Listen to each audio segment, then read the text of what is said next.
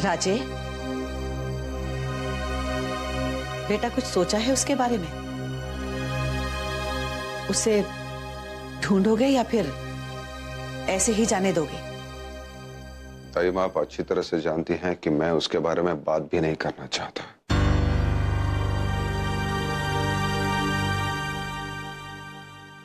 बेटा मैं जानती हूं कि तुम उससे मिलना नहीं चाहते, लेकिन वो क्या चाह सकती है, क्या कर सकती है, इसका भरोसा नहीं है। सोचो, अगर वो यहां पर आ गई और उसने इस घर की इज्जत मिट्टी में मिला दी तो? इससे पहले भी तो वो ऐसी कोशिश कर चुकी है ना। दाइमा, मैं मानता हूं कि उसे और उसकी बातों को भुलाना इतना आसान नहीं है। मेरे अतीत के काले साये ने फिर से मेरे वर्तमान को घेर के रखा है, लेकिन मैं इसे भाग नहीं सकता। इसका सामना तो मुझे करना ही होगा, चाहे उसका परिणाम जो भी हो।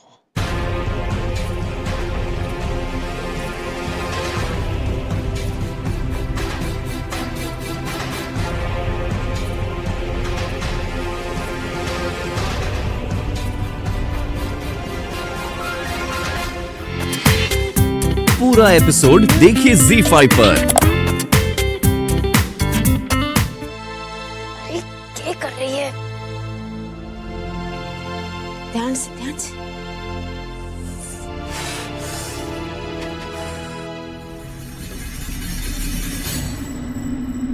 आप में से इनका रिश्तेदार कौन है? ये इनकी हालत ऐसे कैसे हुई? हम तो इन्हें जानते भी नहीं।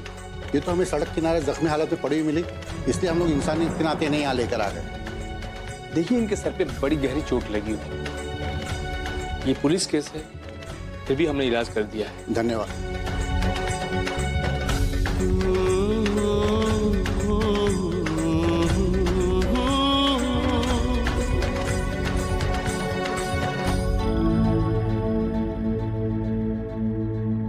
करण, आभा कैसी है? वो ठीक तो है ना? हाँ प्रियंका भाभी, बस अभी चेकअप चल रहा है।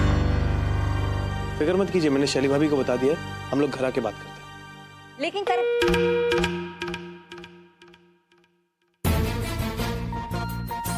उस बेवकूफ के मुंह से कुछ निकल गया ना, मैं तो गई काम से।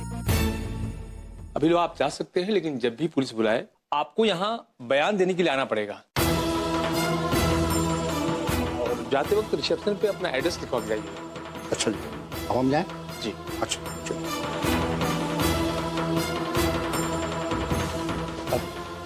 कुछ सीरियस तो नहीं है? नहीं सर, घबराने की कोई बात नहीं।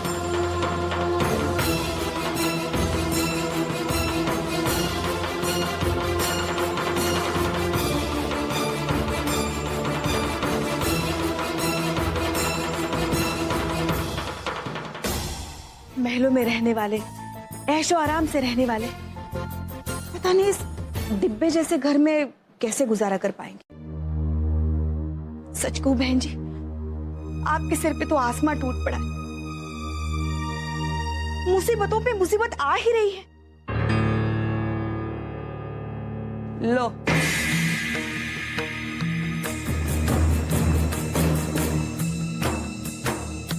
मुसीबत का नाम लिया और मुसीबत की वजह भी आ गई।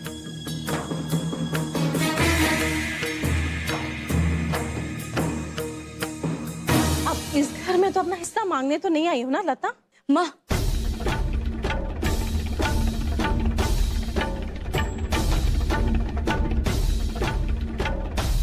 आंटी जी, हम आभा से मिलने आए हैं और ये कुछ गिफ्ट्स लाए हैं पावनी, आसमी और मुन्ने के लिए।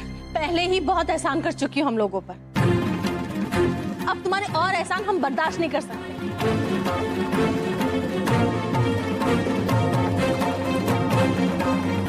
ये सुना था मैंने लता कि किसी के जब अच्छे दिन होते हैं ना, तो दूसरों की तकलीफ देख नहीं पाते। माना कि तुम्हारी शादी बड़े घर में होगी, मगर इसका मतलब ये नहीं है कि तुम अपनी सगी बहन को उसी के घर से निकाल दो।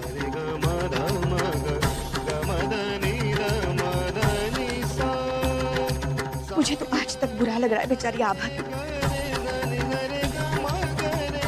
जिस आभा ने इस लता के लिए इतना कुछ किया, इसी लता ने पैसों के चकाचौंध में अंधे होकर आभा और उसके परिवार के साथ इतना घिनौना व्यवहार किया। मामी जी, आप गलत समझ रही हैं।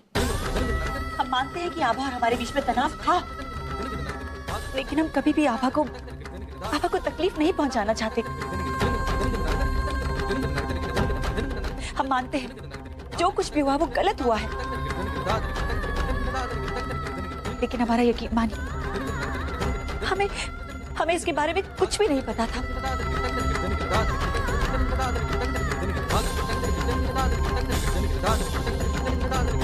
अगर राजी ने ये कदम उठाया है तो जरूर उनकी कुछ मजबूरी रही होगी। लता प्लीज, पहले तो तुमने स्वर्ण भवन हड़प लिया, अब मजबूरियों की दुहाई लेकर रिश्ते बनाने आए हो। और तुम जो कह रही हो कि तुम्हें इसके बारे में कुछ नहीं पता था, इसका यकीन हम कैसे कर लें? तुमने साफ साफ कहा था कि स्वर्ण भवन की मालकिन तुम हो।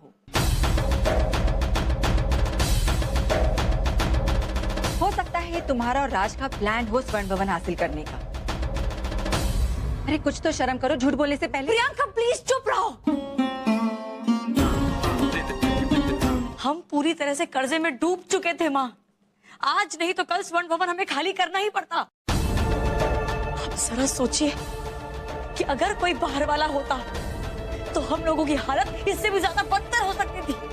खाली करना पड़ता, लेकिन जिसकी वजह से करना पड़ा है वो बेशर्मों की तरह हमारे जख्मों पे नमक छिड़कने नहीं आती, झूठी हमदर्दी लेकर। तुम्हारे झूठे दिलासे मैं और नहीं सुनूंगी। तुमने और आभा ने मिलकर पहले ही कनिका का घर उजाड़ दिया है,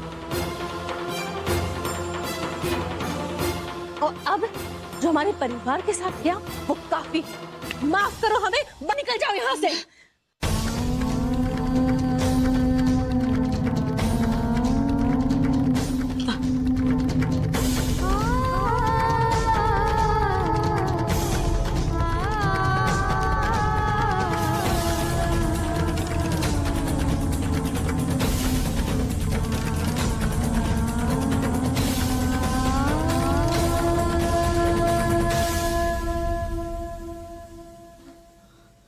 आई एम सो सॉरी, आप लोग इतनी परेशानी से गुजर रहे हैं और मैं अपने प्रॉब्लम्स लेकर बैठी हुई हूँ। अभी मैरिज काउंसलर के यहाँ गई थी तो सोचा आप लोगों से मिलते चलूं। क्या कहा उन्होंने? माँ वो बोल रहे थे कि मुझे प्रकाश के साथ 6 महीने रहना होगा।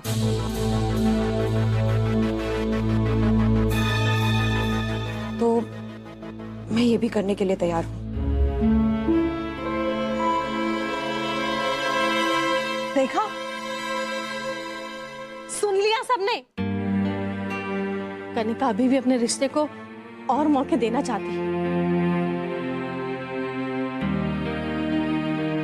लेकिन कनिका मुझे अफसोस है कि इस घर में तुम्हें समझने वाला कोई नहीं है। माँ,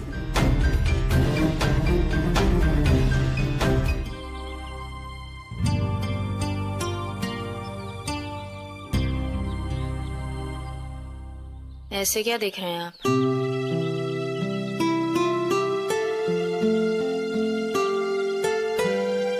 तुम्हें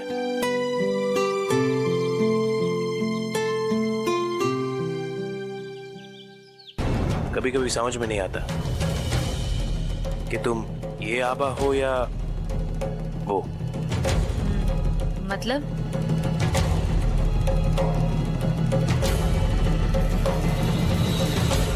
मेरी वाली आभा हो या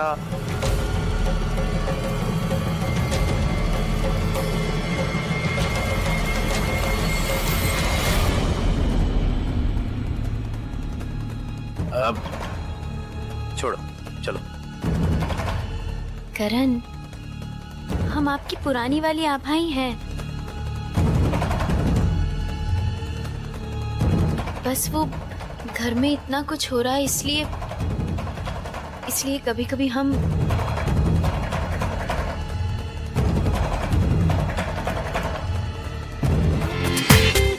पूरा एपिसोड देखिए ZEE5 पर।